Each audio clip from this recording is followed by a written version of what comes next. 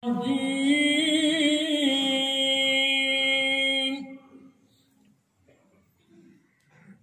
الله الرحمن الرحيم لإيلاف قريش إيلافهم رحلة الشتاء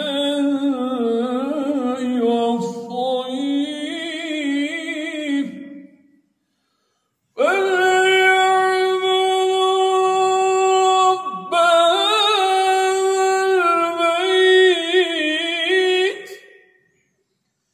الذي يطعمهم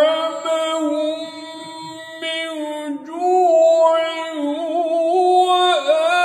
وآمنهم من خوف.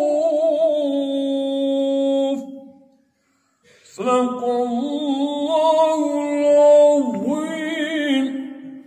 سبحان ربك رب العزة عما يصفون وسلام على المرسلين والحمد لله رب العالمين.